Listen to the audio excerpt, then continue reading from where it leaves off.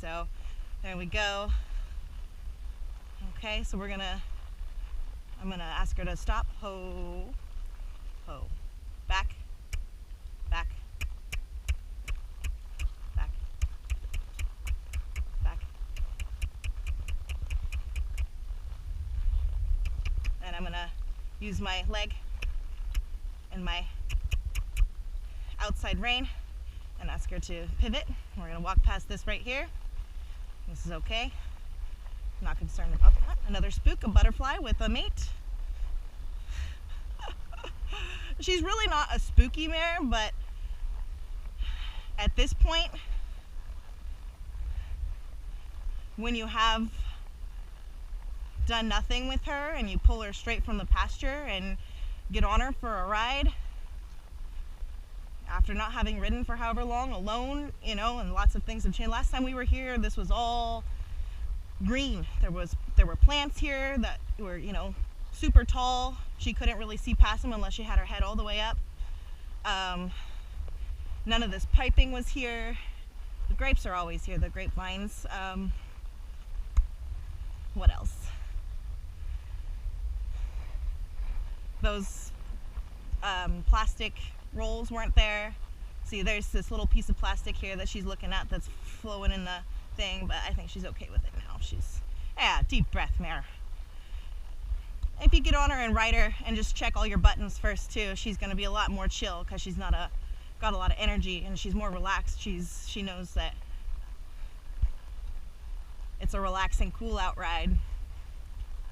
But you can, I mean, obviously you can take her out on the trail fresh alone. We've been out here, I think this is the 4th time we've ever been out here.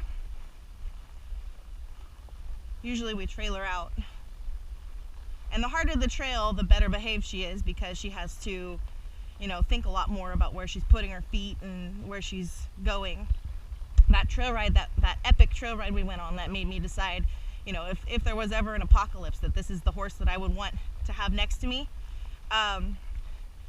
We went the wrong way and it ended up being, God, it was just insane. Let's see, the angle was, it was super steep. I mean, we had to go up like this and it was like a zigzag to go up around the trees and stuff. You had to zigzag up and around, and it was very, very narrow, and it was shale, slippery shale, and we had to go up that. And eventually when we got up to the top there, there were really low trees to where all 3 of us riders had to dismount.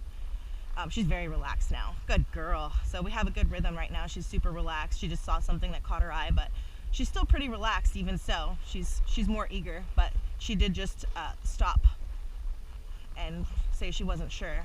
So I don't know if it's those pink weeds right there, or if it's this bag right here. But yeah, there was a sheer drop off on the trail and it was just insane. I mean, I know the Tevis is a hard ride, but if it was 100 miles of that, I don't think there would be very many finishers. That ride was just nuts. I know they do like the Cougar Canyon and stuff is crazy because it's all like crazy rocks at that kind of angle, but that's the kind of trail this was. And she had to be wary of where she was putting her body so that she didn't scrape me off on trees that we had to go around and so on and so forth. And if she took one misstep, we'd have been rolling down the hill, and she didn't. I mean, she seems a little silly right now, but she takes good care of her rider. If it's a business trail, she's all business. I can't really fault this horse at all. She's really awesome. And I'll try and get another video of her after I ride her. I'll try and get one of me riding her. And when I have my husband out to ride her, who's been on a horse like 4 times maybe. Yeah, it's those pink weeds, I think. She sees those and she's not really sure. So,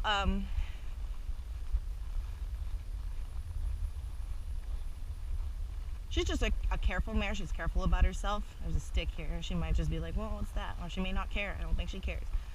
But I'll get video of, I'll have him video me riding her. There's a, see? That's what I mean. So, but that's why I don't like being up on the levee, because if they do that, and they go to the side, they end up at the bottom of the levee, and you just kind of have to let go and get off, because I don't want to throw any horse off balance when they're spooking sideways down a hill. I don't want them to fall on top of me. I don't want them to get hurt, so I just hold on to a rein and I take a dive. It's just the responsible thing to do. So that's why I actually didn't start riding her up on that levee earlier, because I knew there were ducks and birds and she was going to be the most reactive at the beginning of her ride. That was actually a very good reaction to that big white crane. I mean, she's only seen him a few times, and I guess the ducks are really her trigger because they make a lot of noise. He was pretty silent, so she didn't have a chance to get really scared prior to seeing him. It was just the visual, oh my goodness, what's that? Whereas the ducks, they make so much noise with their wings and flushing out of the reeds and stuff that it's, it sounds scary, and then you see them and it's just even scarier. So even though they're just little ducks, and they're always pairs. So the crane's up ahead here, but we're doing really well. She's relaxed quite a bit, and I don't know how long this ride has been, maybe 10-15 minutes, so you can just kind of see it doesn't take long for her to really come in. I haven't done anything, I haven't asked anything of her other than to walk, stop, trot, and canter so far, which she has done all three willingly, or all four willingly. She's backed up for me, even though she's had other things on her mind. Normally we'd go around this right here, but they tilled it, so you can't really ride around it without stepping on these giant dirt clods, which is probably why she's looking over there, because normally sometimes there's like dead animal skulls and bodies and stuff over here, so it's a little bit more nerve-wracking because you can't, so, but this is an honest take on an honest mare here. There's water pouring out of this. She's a little bit nervous right now. I can feel it in her body. She hears the water. There was something moving around in these over here. I think Mr. Crane took off. I don't know where he ended up, but yeah, she's not even tripping off of the water today. In the past, she's wanted to look at it. So we're gonna go past these plastic bundles here, and she can see into the water right now too, which helps a lot. If it's, if they come flushing out of nowhere, it's a lot scarier. But if she can see, and she knows there's water down there, because the other day when we got up on the levee, or not the other day, when the last time I rode her, actually a few months ago, when those ducks flushed out and spooked her, it was full of reeds. You couldn't see. There were weeds up here, all these dead ones right here. She just pooped. All these weeds were alive and lush, and you couldn't see anything. All you could hear was where the ducks flushing out. So this seems to be her biggest pet peeve, or a peeve right now of anything. She's most nervous about these bundles of plastic, which are, kind of odd. That's not exactly something you see every day. Certainly not something she sees even hardly ever. They're only out here one time a year, and that's after harvest season, so I think we're doing just fine. She's quick, she's catty, she's honest and willing. She's the kind of horse that wants to be sure she's safe. And a lot of that comes with trusting her rider as well. And I could certainly do a lot more to be that rider if I rode her more often and took her out more often, and but I don't. That's on me. So we're just gonna look at this stuff. Let her have a look-see. She wants to go forward, so I'll let her, but I'm gonna make her look at it. She's ready to move past it. There's that crane. Nope. Another spook. So the ground's a little funky over here.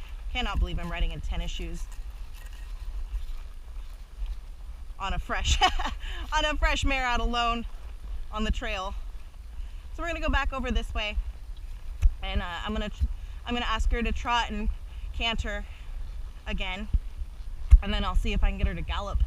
I don't know if there's a trail along the left here where that tractor is anymore. There used to be, but for all I know, they tilled it. So there's Mr. Crane, who she's looking at, which is good, because if she's looking, she's not gonna freak out if he takes off or whatever moves. She knows he's there. And with people and other horses and so on, if I'm out on the trail and I see people and their dogs and yada yada, I just say hi. That way she knows that they're there and she doesn't get blindsided when she's focused on something else. So just that's just a smart thing to do in general. And if I see an animal, I try and talk to it and make it move, so before we get close to it, that way we don't have a big reaction on any of my horses. It's just what I do. I treat them all like they're green, because every day, every time you ride, every time you handle them, you're training. So but lightness begets lightness. Especially this mare is so light, you don't really need to do much of anything with her. She's very easy to ride. She's very quiet. This is the worst she's ever been, hands down. I've never had so many spooks on her. We probably had 15, with a fresh mare who hasn't been ridden in however long. I literally tacked her up and brought her out here. There is a path over there, but that tractor's there, so, and there's another one over there. They're loud and they kick up a lot of rocks and stuff, so I don't know if I want to go over there, especially because they're working and I don't want to get in their path, since they just roll right over it, and they're tilling, and it's I don't know, I just don't want to go over there. Plus, I don't know if I'm supposed to be out here. I don't go on their land, necessarily. I just go on this area. I wouldn't think that would be a problem, but you never know. I never, even when the dirt is chewed up and it looks bad like it looks now, I don't go out there because the footing is bad for the horses. And especially when it's all groomed and they're all in rows, I don't ever go out there. So, so she's much more relaxed now. She's got a lower headset. She's just looking around at everything, but she's very quiet in her body. She's not nervous. She just, there we go. She just let a little steam out, which is good. That's usually a sure sign that things are moving towards the relaxed stage and she's more confident. It all comes down to confidence. I mean, she's a confident mare to the point where she'll do anything, but she's gonna make darn sure it's safe first. She's not the kind of mare to take chances like that, which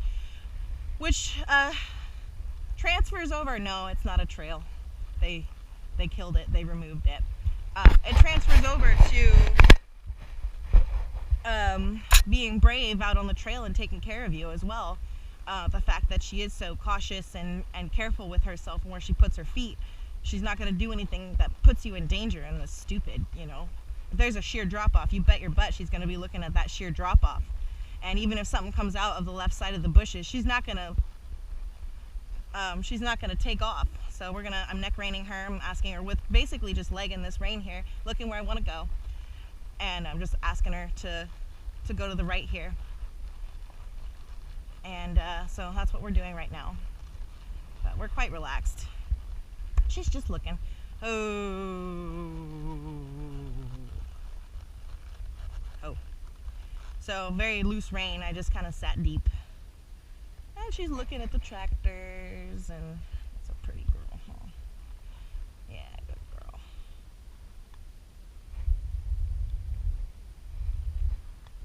If I had a video of that ride that I was talking about earlier, that crazy one, she'd have been sold for double the amount of money. I'd have sold her right away if I had wanted to, because an endurance rider would have snatched her up. Good girl. You ready to go? So we're neck reining again. I just use my leg lightly on her. I just squeeze. So let me see. Without the rein here, I'm just going to move her. I'm going to ask her to move to the left, which we're doing. There we go. I'm going to ask her to move to the right. We're going off. So this is just me directing her with leg and a little bit of rein just to back it up. There we go. So we're going to go back on this trail, this path here. I'm going to use my right leg and a little bit of rein just to get her back on. Probably have too much rein there.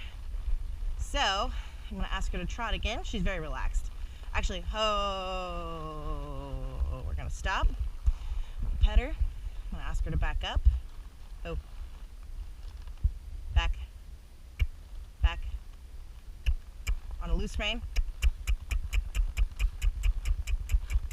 I'm going to ask her to gonna pivot. And we're gonna move forward this way. She's nice and relaxed now. She's very quiet. She's looking and chewing. She's thinking a lot right now. She's not reacting necessarily, even though she's still looking. She's just a looky mare, which, like I said, is something I really appreciate. Oh, good girl. Oh. Oh. So this is pointed towards home, which is probably why she's less eager to stay stopped here, because she's like, okay, let's go home. Back. Back. On a loose rein. Back. So we're going to pivot and run to the left here. On her hind. There we go. Close enough. Good enough for me. We haven't worked on this for a while. The last time I rode her was the last time I bothered to do that, and so she's pretty good. She's consistent, even if she's not been ridden consistently or worked consistently. So I'm gonna ask for a trot, trot, trot. Good, mare. Easy, trot. So I'm gonna hold her back because she is wanting to canter, but I don't want her to canter yet. So easy. I like to give her head easy. She just wanted to go into canter, but I'm not ready. It's okay. Oh, good mare. Good girl. So now that you've seen her fresh, just trail riding without any work, I'm going to do a little bit of schooling. Back. Back. Nope. She's giving me something I'm not asking for. Back. A little crooked. There we go. Trot. We've been working on rollbacks too, so she will kind of roll back easy. She's very forward right now. She's less forward when she's already been ridden, but she is on a loose rein right now. She's stretching out and it's not leaning against me. Oh. Back. Back. Straighten out. I don't know why she's crooked right now. She won't.